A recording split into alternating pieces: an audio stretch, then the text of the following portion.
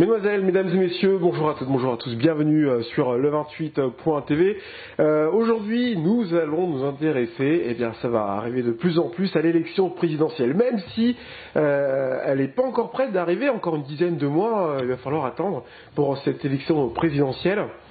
Je vais aujourd'hui m'intéresser au Parti Socialiste, aux jeunes du Parti Socialiste. Je reçois aujourd'hui Yann Chahu. Bonjour. Bonjour. Merci d'être avec nous. Donc vous êtes coordinateur régional du mouvement des jeunes socialistes. C'est ça. Je voulais tout simplement prendre la température. Comment ça va chez vous, Monsieur Chahu ? Chez moi ça va, mais au sein du Parti Socialiste et du mouvement des jeunes socialistes, il y a du travail qui est fait. On prépare nos primaires ouvertes qui auront lieu en janvier, les 22 et 29 janvier. On prépare évidemment au-delà d'une primaire, un programme, un projet, et il y a beaucoup de choses qui sont faites dans cet objectif-là. Nous, on a organisé des réunions chez les jeunes socialistes en juin dernier, des ateliers du projet présidentiel pour essayer de travailler sur des questions de fond, au-delà des polémiques qu'on a à la télévision tous les jours quasiment. Et puis après, on travaille, on est sur le terrain, on essaie d'être toujours sur le terrain, même quand il n'y a pas d'élection, on essaie d'aller voir les gens, les jeunes. Alors vous dites mais ça veut dire qu'aujourd'hui il y a encore des jeunes socialistes qui soutiennent l'action gouvernementale. Heureusement qu'il y a des jeunes socialistes, on est en région 150 à 200 militants, et puis évidemment il y a des jeunes parmi ceux-là qui soutiennent le gouvernement et le président de la République dans leur action. Aujourd'hui dans la région, il y a bien 2/3, voire plus de jeunes qui sont encartés chez les jeunes socialistes qui soutiennent cette action-là. Donc il y a du travail. Il y a du travail qui est fait, mais il y a aussi, on croit en quelque chose et en ce qu'on fait. Nous, on est fiers de ce qu'on porte et de ce qu'on fait. Et je dis parce que c'est la gauche collective qui est au pouvoir. Alors comment vous vivez les polémiques actuelles avec François Hollande qui a tant déçu, c'est ce qu'on peut lire un peu partout, l'électorat jeune qui a beaucoup profité au président au président Hollande lors des précédentes élections présidentielles. Est-ce que les jeunes se sont pas un peu sentis trahis ? C'est pour ça que je demandais s'il y avait encore des jeunes au Parti Socialiste. Mais je me souviens du discours du Bourget où François Hollande disait je ne veux qu'en 2017 les jeunes vivent mieux qu'en 2012. Et moi je crois que cette promesse-là, elle est tenue, ou en tout cas elle est en passe d'être tenue, parce que le bilan il est bon, il est positif. J'espère qu'on va en parler, parce que vraiment moi et plusieurs d'autres au sein du MJS, on est fiers de ce qu'a porté la gauche, on est fiers de ce qu'on a fait. Il y a plein de choses positives qui ont été faites. Je suis souvent déçu quand on réduit le bilan du gouvernement au mariage pour tous. On n'a pas fait que ça, on a fait plein d'autres choses, y compris pour les jeunes, beaucoup pour les jeunes, dans l'éducation nationale, pour le chômage des jeunes aussi, contre le chômage au sein des vous n'avez pas été d'accord jeunes. entre vous, parce que je parlais par exemple de la loi El Khomri, où là, en fait, c'est les jeunes qui vous ont totalement mis une claque, mais les jeunes de toute la France. Et là, quand vous dites que Monsieur Hollande voulait faire en sorte qu'en 2017 les jeunes vivent mieux, en tout cas, pour ce qui concerne la loi El Khomri, est-ce que Hollande s'est planté ? Je pense pas. Moi, je pense qu'il est trop tôt pour le savoir, c'est vrai. Il y a une chose que porte François Hollande, c'est la social-démocratie. Il l'a portée durant le quinquennat avec, par exemple, l'accord national interprofessionnel qui a été voté en 2013. Et donc, tous les syndicats, à la fois patronaux et de salariés, se sont mis d'accord sur cet accord qui visait notamment à faire en sorte qu'il y ait une complémentaire santé pour chaque salarié, ce qui n'était pas le cas avant, ce qui a aussi permis de faire en sorte que le CDI soit la priorité. On taxe aujourd'hui de manière plus forte les charges patronales quand il y a des contrats courts. Donc, par exemple, je crois que c'est de l'ordre de 3% en plus de cotisations patronales pour les CDD d'un mois. Donc ça, c'est du concret, et ça améliore la qualité de vie, notamment des plus jeunes. Et donc vraiment, il y a des choses qui ont été faites, et donc la social-démocratie, c'est cette ANI, c'est aussi donc dans la loi travail, le fait qu'on valorise le dialogue social dans les entreprises. Et ça, on ne le dit pas assez, mais c'est à long terme ce que ça va permettre. que les salariés puissent davantage se défendre au sein de leur entreprise et également au sein des branches, comme c'est le cas aujourd'hui. Donc finalement, la loi travail rapporte du plus, elle fait pas du moins, quoi. Mais je pense qu'on ne l'a pas assez expliqué. C'est aussi un des problèmes, un des quelques problèmes au Parti socialiste et au mouvement des jeunes socialistes, c'est qu'on n'explique pas assez ce qu'on fait. On entend souvent les pessimistes, mais pas assez les optimistes, pas ceux qui croient en ces lois. Alors ça va être certainement compliqué, la question que je vais vous poser. Essayez d'oublier quelques instants que vous êtes coordinateur régional du mouvement des jeunes socialistes, mais sincèrement, est-ce que vous êtes satisfait du bilan de Hollande? Quand tirez-vous, Monsieur Chailloux? Eh bien, je me souviens en 2012, moi j'ai fait beaucoup de campagne en 2012, qui avait 3 priorités. La première priorité, c'était l'éducation. La deuxième, c'était la sécurité. Et la troisième, c'était la justice. Qu'est-ce qu'on a fait dans l'éducation? On a fait les 60 000 postes dans l'éducation nationale. En région centre, c'est 917 postes qui ont été créés grâce à l'action du gouvernement. Cette action-là, qui permet d'améliorer la qualité de l'enseignement, parce que plus on met de professeurs dans les classes, plus ça permet de mieux apprendre. Cette action-là, elle a permis notamment de faire en sorte qu'il y ait moins 26 000 décrocheurs scolaires chaque année, ce qui est quand même une première en France, puisqu'avant le nombre de décrocheurs il était toujours à la hausse. Aujourd'hui, chaque année il y a des décrocheurs quand même en moins. Au niveau de l'université par exemple, puisque ça concerne aussi l'éducation, l'enseignement supérieur, on a gelé les droits à la fac, on a revalorisé les bourses étudiantes de 15%, on les a aussi élargies, il y a à peu près 130 000 jeunes en plus qui la reçoivent grâce à l'échelon 0 bis. Donc il y a des choses qui ont été faites dans l'éducation. Sur la sécurité, alors que les effectifs diminuaient dans la police et la gendarmerie, on les a augmentés de l'ordre de 9 000. On a fait de nouvelles lois contre le terrorisme, on a travaillé sur le renseignement, on a remis des moyens pour le renseignement, c'est aussi ça, permettre plus de sécurité. Et puis le budget de la justice, de nos tribunaux, il a été augmenté, en tout cas sacralisé pour les premières années, et là il est augmenté depuis l'année dernière. Donc vraiment, il y a des choses qui ont été faites, quoi. Et ces engagements, ils sont tenus. Ces 3 priorités sont tenues. Vraiment le communicant. Mais comprenez-vous alors pourquoi Hollande n'est pas le candidat incontournable, le candidat qui fédère, s'il a un bilan si positif? Comprenez-vous pourquoi à gauche on réclame une primaire? Parce que si le bilan avait été si positif que ça, il aurait dû être celui... Moi, je dis pas que le bilan il est que positif. Évidemment qu'il y a des choses qu'on ne défend pas toujours. Parfois ça peut être compliqué pour certains de tout défendre. Voilà, chacun a son... Non mais ça peut être une bonne chose de reconnaître ses échecs. Chacun a un peu son feeling. Certains trouvent que la loi travail elle est mauvaise. Moi je suis plus nuancé, je suis plus modéré sur la loi travail. Mais je crois vraiment que qui est important, c'est pas de se dire Hollande il est bas dans les sondages. Enfin, je me souviens d'un certain François Bonneau qui, dans tous les sondages avant les régionales, ne gagnait pas l'élection. Finalement, on l'a gagné à 8000 voix. Donc, vous avez été chercher le bon exemple, c'est ça qui a été une surprise. Ça veut rien dire les sondages. Je me souviens qu'en 2011, il est particulièrement bas. Hollande. François Hollande était à 3% dans les sondages en 2011. Début 2011. Donc moi, les sondages, les opinions, les enquêtes d'opinion qu'il peut y avoir, concrètement, elles ont pas vraiment d'importance puisque au final, ce qui compte, c'est le vote des citoyens.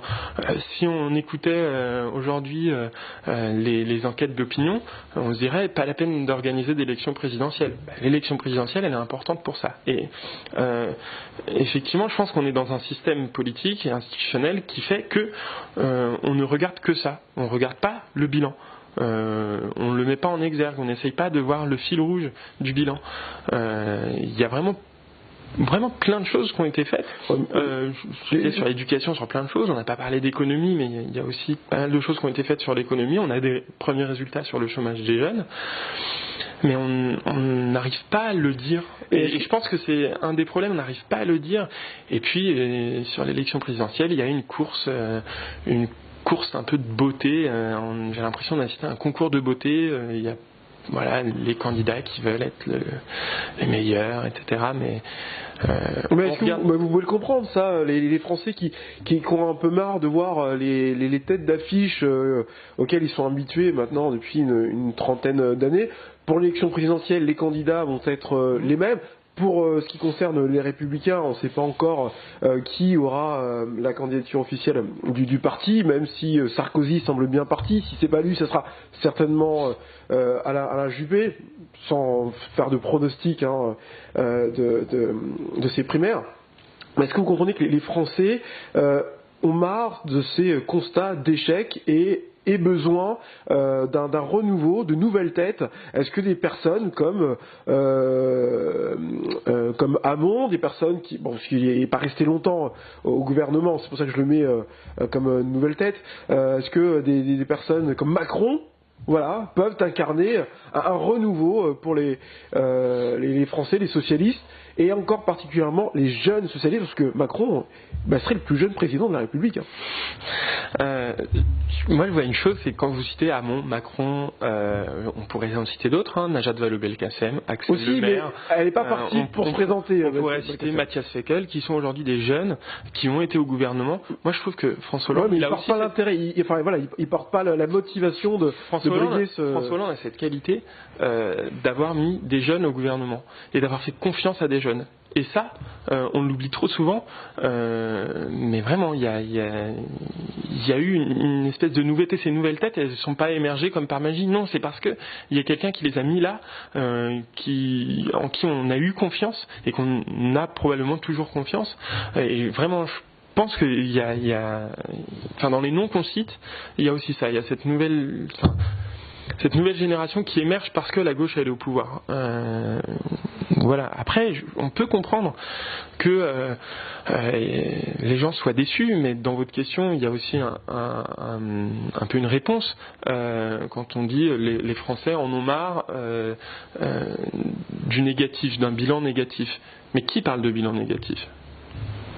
Qui ? Les Français, tous les jours, qui regrettent que les impôts aient augmenté, sauf là, pour les élections présidentielles, risque de baisser, mais... C'est une certaine morosité. Les impôts, ils baissent depuis 2014. D'ailleurs, dans l'Eure-et-Loire, c'est plus de 20 000 personnes, foyers, qui vont bénéficier de ces baisses d'impôts. Je prends par exemple 2015. La fiscalisation des heures supplémentaires. C'était une promesse de campagne et ça a permis une hausse d'emploi. Donc vraiment, je veux dire, on peut dire oui, c'est négatif.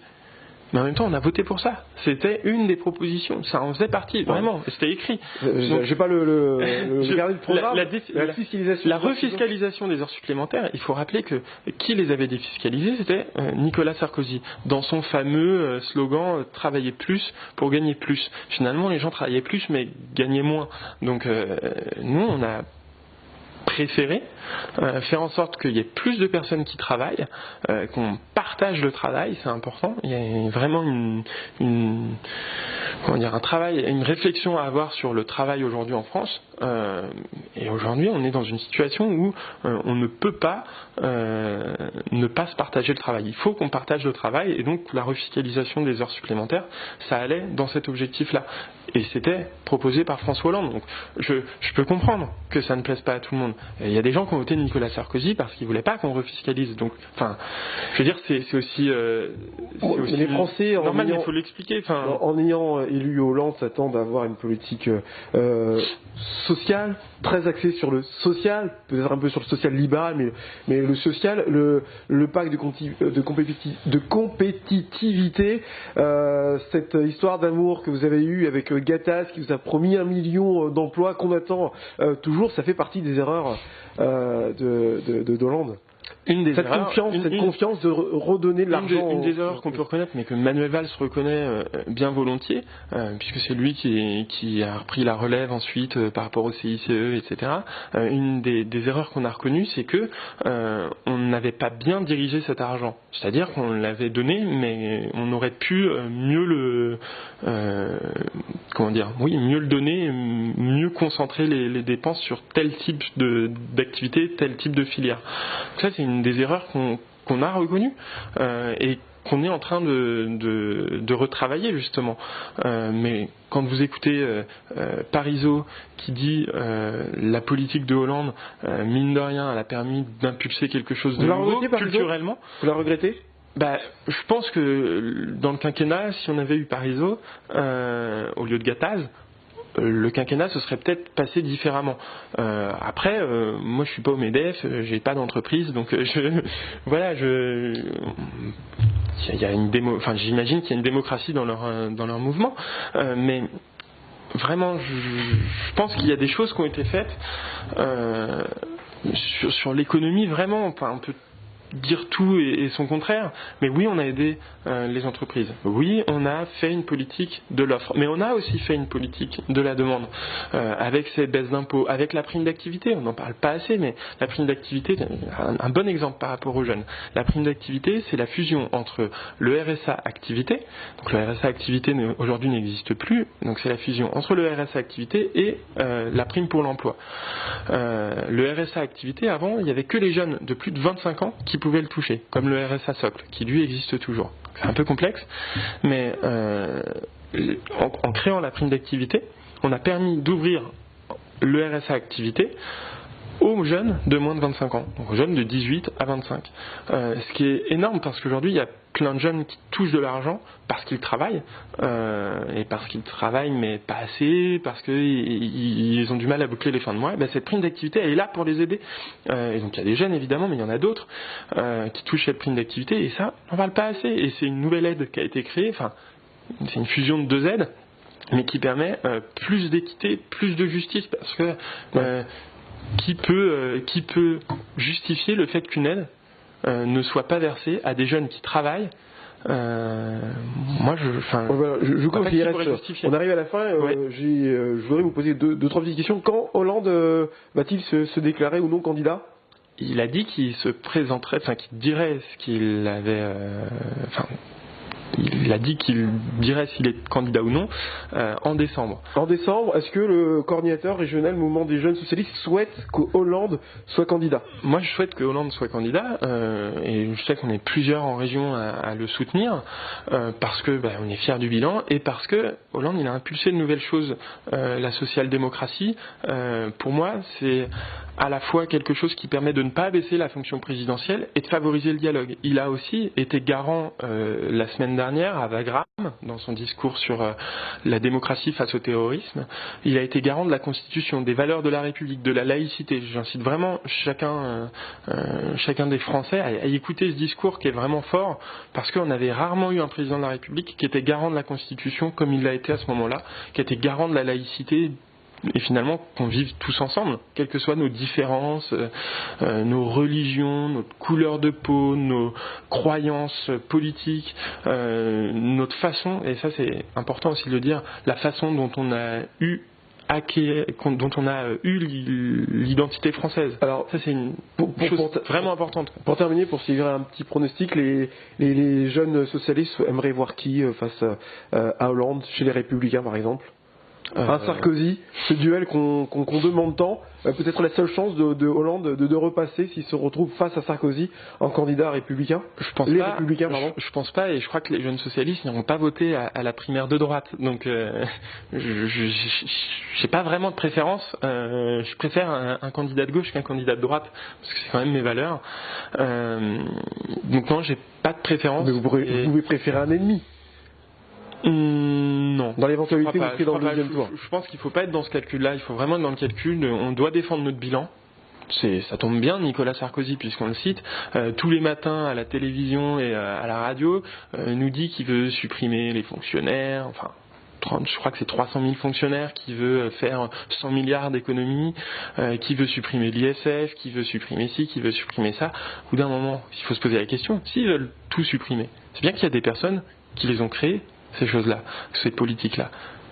Donc réfléchissons aussi à ça. Moi je pense que cette primaire de droite, elle nous permet aussi à nous de défendre notre bilan, et finalement c'est aussi qu'il faudrait qu'on fasse un peu plus souvent, défendre ce qu'on fait au fur et à mesure, quoi. On l'a peu fait au Parti Socialiste, en 2013 par exemple. Alors M. Chaillot, je vais vous laisser le dernier mot avant de terminer l'émission. Vous allez pouvoir regarder cette caméra et dire aux jeunes pourquoi ils devraient rejoindre les jeunes socialistes dans le cadre des prochaines élections présidentielles. Ça marche. Alors moi je pense que les jeunes ne doivent pas juste s'engager pour une présidentielle, je pense que les jeunes ils doivent s'engager pour plus que ça, et parce qu'il y a des valeurs à défendre tous les jours, au quotidien. On parlait de la laïcité tout à l'heure, mais il y a aussi d'autres choses à défendre, le non-cumul des mandats dans le temps. On a défendu pendant le quinquennat le non-cumul des mandats en nombre, ça a été fait, il y a une loi qui a été votée là-dessus, on doit aller plus loin en légiférant sur le non-cumul des mandats dans le temps, pas plus de 2 mandats par exemple.